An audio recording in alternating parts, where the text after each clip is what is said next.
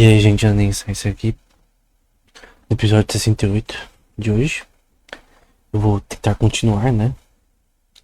Mais uma pequena parte 2 do último tema que foi neurociência e livre-arbítrio. Se você viu o último episódio, você vai ver que a gente falou sobre o Bereitschaft Potential, né? Em alemão, mas em inglês é o Readiness Potential. E é isso daqui, né? Que o objetivo, né? Era fazer um teste que media a questão dos movimentos mecânicos, como por exemplo as mãos. E a questão está, CRP, que é o Readiness Potential, que isso daqui é um sinal medido em EEG, né? Que é o eletroencefalograma, que mede ondas neurais tipo alfa, beta, gama e tal. E aqui seria a decisão de iniciar o movimento, né?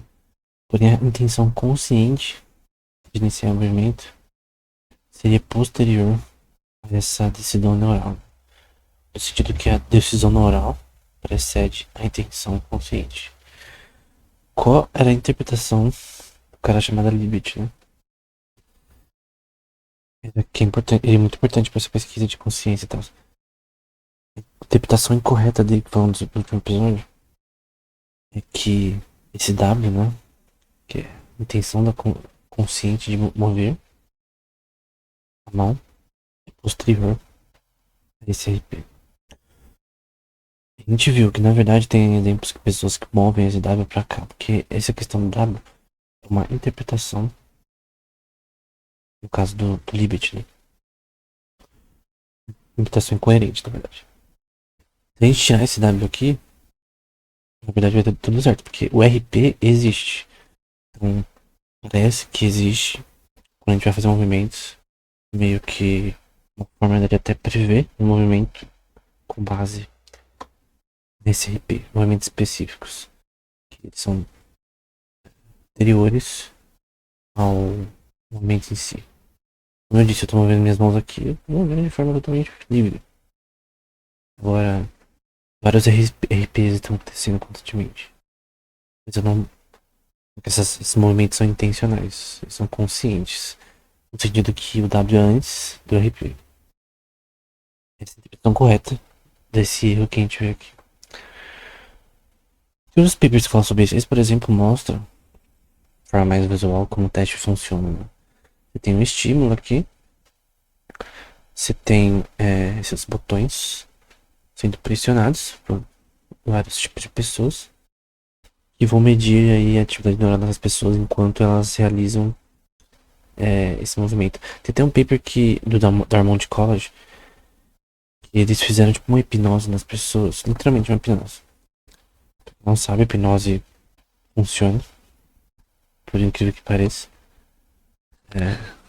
Eu não entendo muito do assunto de hipnose, mas é uma pesquisa acadêmica do Dartmouth College. Se você não sabe, inteligência artificial, depois de Alan Turing inventou inteligência artificial.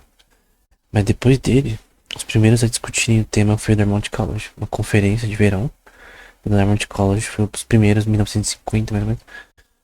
Uns 56, se não me engano.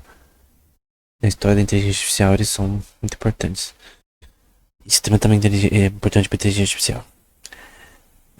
Eles fizeram esse teste com hipnose, que eles faziam hipnose nos pacientes para eles fazerem tipo esse mesmo teste, só que o cara que tá fazendo hipnose, ele fazia que as pessoas sentissem um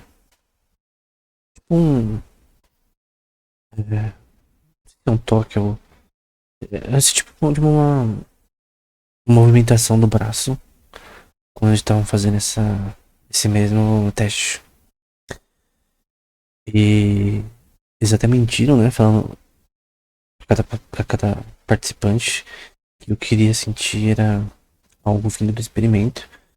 Que eles não tivessem nenhum tipo de jeito de fazer por querer esse movimento. Que é induzido por hipnose. E o objetivo era testar de uma forma mais controlada uma versão mais controlada desse experimento. Então tem vários exemplos de papers que tentam essa questão, que muitos estão na descrição. Tem até outros papers que falam sobre LRP, né? Que é LRP. É Lateralized Readiness Petition, né? Que é isso? É basicamente, pegar uma definição de um dos artigos da descrição,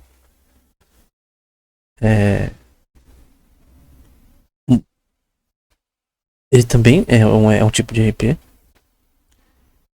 Também é. Não sei como traduz scalp em português, mas é de uma parte em que são colocados eletrodos no cérebro. E eles medem esse RP de forma lateralizada com relação à forma que a medição é feita, né? Aqui a gente tem um exemplo de a medição ipsilateral e contralateral, regiões aí da cabeça, né? Está sendo medido com eletrodos, essas ondas. Só que não é a mesma coisa, tá? Eu tô até meio que confundindo, tentando entender a diferença entre RP e LRP. A lateral e a comum. Eu tô tendo problema com isso, não tô entendendo exatamente qual é a diferença.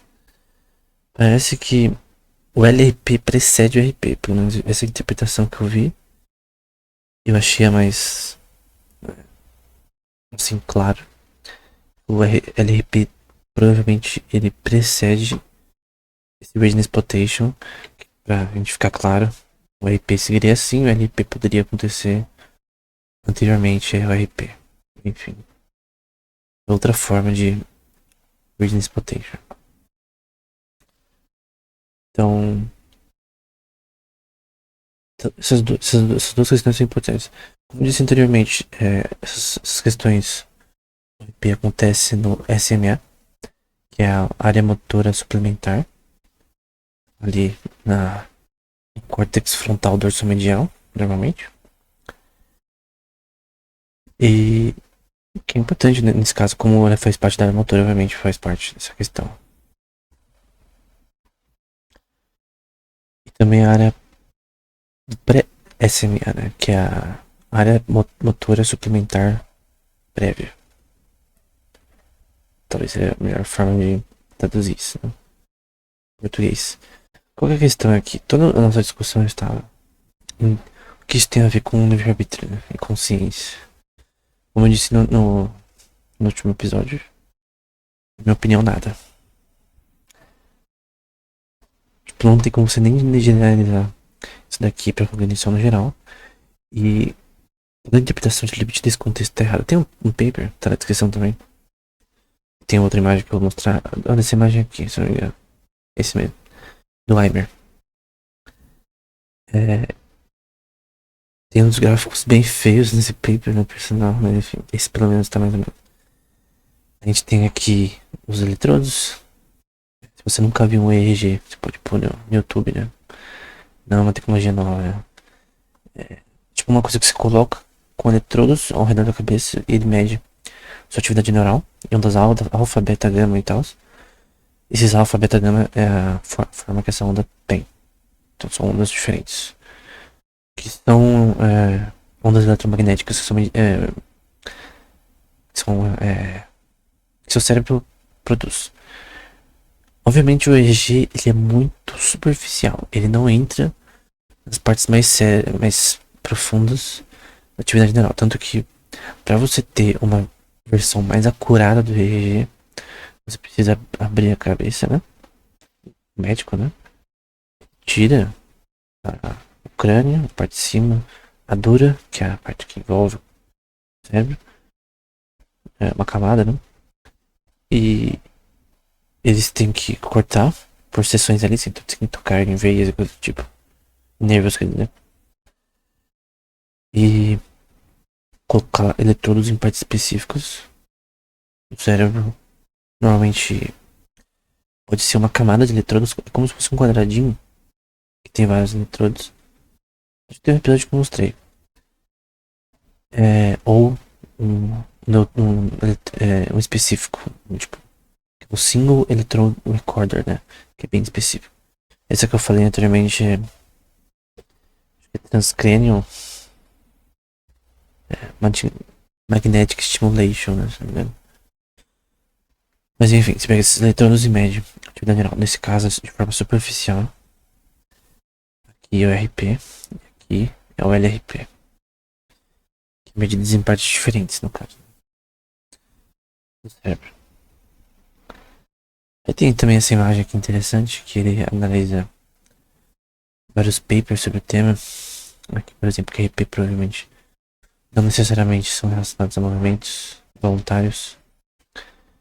Que os RPs são determinados normalmente flutuações espontâneas de atividade neural, que apenas aparece de forma gradual, que estão relacionadas à preparação de movimento, e que movimentos, pré-movimentos de RP e anteriores ao RP, eles meio que. Acho que eu não consigo traduzir overlap bem, mas eles se mesclam. Creio que seria uma boa tradução. Né?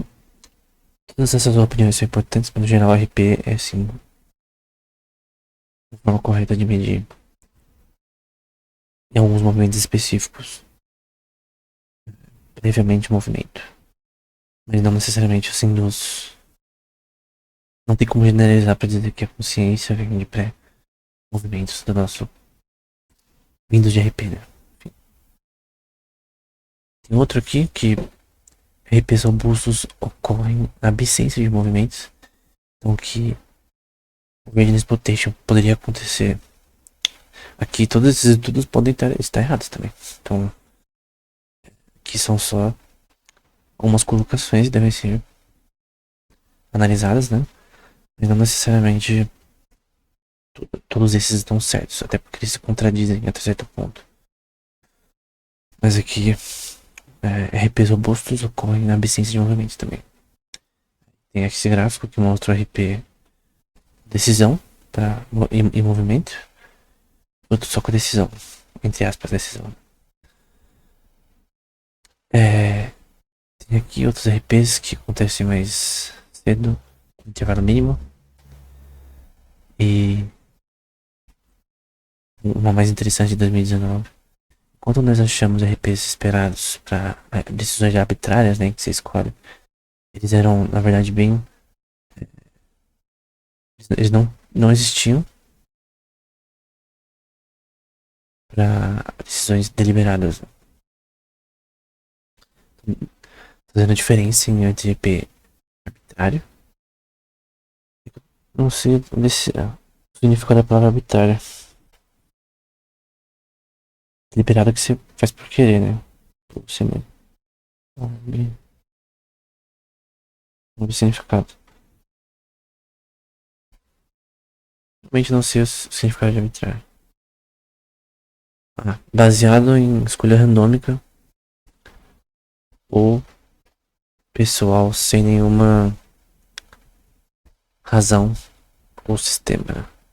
Ou seja, você não ter nenhuma razão para aquele movimento. Ele é deliberado, né? Não tem um planejamento. Né? Então, nesse caso, não deliberados, né? Teriam RP e dos deliberados sem RP. Se for verdade, não pode dizer que isso é certeza. Porque você teria que replicar isso várias vezes nesse contexto que eles fizeram, né? Os experimentos aqui são diferentes, até certo ponto. Se isso for verdade, significaria que RP realmente não tem nada a ver com um aspecto de decisões conscientes, né? Tem essa outra imagem desse paper. Mostrando aqui, no caso, na parte B, por exemplo. Movimento cedo de atividade específica de um neurônio singular. Então eles usaram single neural recording, né? Que pegar áreas específicas. Eu já vi exemplos, por exemplo, em ratos, que eles colocavam o eletrodo dentro do cérebro do animal e em volta tinha um vidro. Você conseguia ver o eletrodo até.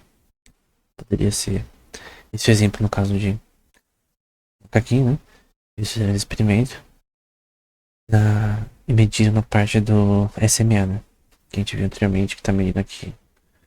A parte em roxo, a gente vê aqui o Fahrenheit, que é a velocidade que os neurônios estão transmitindo informação. E o tempo dessa decisão consciente em milissegundo. Aqui na rádio do SMA, BSMA, que é pré ou pré-SMA, né? No que SMA é a área motora suplementar. Esse ACC, eu não lembro não. Vou ver aqui.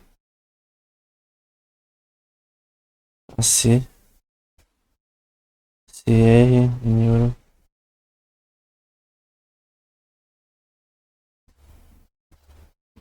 Vamos ver se eu acho rápido, né? Eu realmente não lembro. Exatamente. Mas enfim. Além dessa área também. Vou falar no córtex cingulado anterior. No córtex cingulado anterior dorsal, enfim. Nessas áreas, né? Principalmente no SMA. Enfim. Eu terminei o curso que eu citei anteriormente. Esse tema que também inspirou a fazer esse episódio. Esses dois episódios. Que é o da Mount College, né? Que é Neurociência do Arbítrio. Coursera. Eu achei interessante, aí comecei a ler artigos sobre o tema. Estão na descrição do outro vídeo desse. Os que estão nesse vídeo são outros, né? São novos. E no geral, meu entendimento geral sobre esse tema. A conclusão, né? O RP, o Beresheim Disputation, tem a ver com livre-arbítrio? Não. Tem a ver com decisão conscientes? Não. E de alguma forma importante para entender a cognição humana? Sim. Pra entender o que ela não é. Ela não é um sistema sem independência e sem liberdade, né? Sem evolução. Então o ser humano ele tem total capacidade de tomar decisões.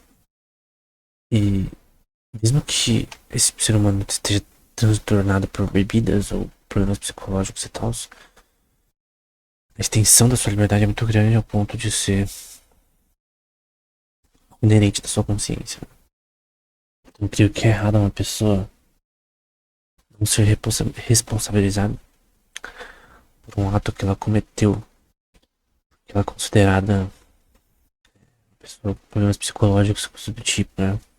Tem exemplos na genética comportamental que eu falei, de casos de legais, né?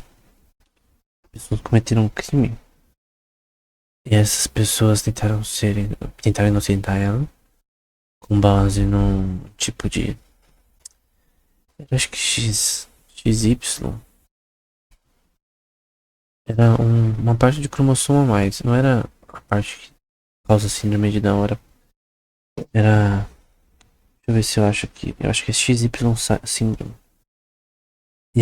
Que era associada academicamente, né, mas eu acho que não, o negócio de você generalizar questões genéticas é muito complicado, né?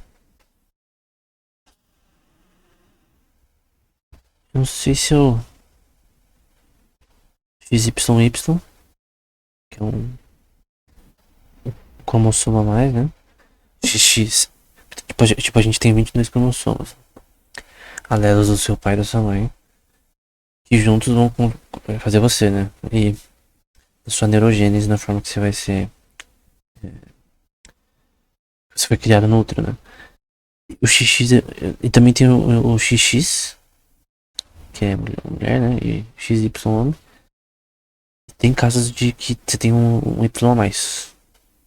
E no caso é XYY, né? Tem vários tipos de síndrome desse tipo. Esse tipo é chamado de síndrome de Jacob. Tem vários tipos de desordem assim. Eu lembro que esse exemplo era uma desse tipo. Não sei se é essa exatamente. Que usaram num caso de polícia pra tentar inocentar uma pessoa. de um crime falando que esse tipo de desordem genética pode fazer uma pessoa ser mais violenta, né? Ou de repente a pessoa tem esquizofrenia e aí ela comete um crime terrível. Aí ela não é um criminoso, né? Ela tem problemas mentais, enfim. Eu não creio que a gente deve generalizar essas patologias até em casos extremos como uma forma de tirar a livre agência da pessoa. O ponto de que ela é um zumbi, que ela não tem consciência das suas ações. Claro que ela tem consciência das suas ações. Eu creio que a pesquisa nesse tema mostrou cada vez mais que a intenção consciente é algo extremamente importante para entender o comportamento humano na psicologia e na psiquiatria. Obviamente uma pessoa com problemas mentais vai ter transtornos, mas tem várias razões para pensar que as intenções conscientes elas são muito mais relevantes que as pessoas fazem, as ações que as pessoas tomam do que o contrário. Então, qual é o meu ponto aqui? O que a neurociência pode ajudar no livre-arbítrio, né? A livre-agência? Ela pode mostrar que realmente as pessoas são livre-agentes. Como eu disse anteriormente no outro episódio, o livre-arbítrio é escravo. Tem uma pessoa, pela sua liberdade, pode ser perfeita, pode ser uma pessoa boa. Mesmo que ela queira. Se eu te der os 10 mandamentos pra você seguir, 10 mandamentos bíblicos, né?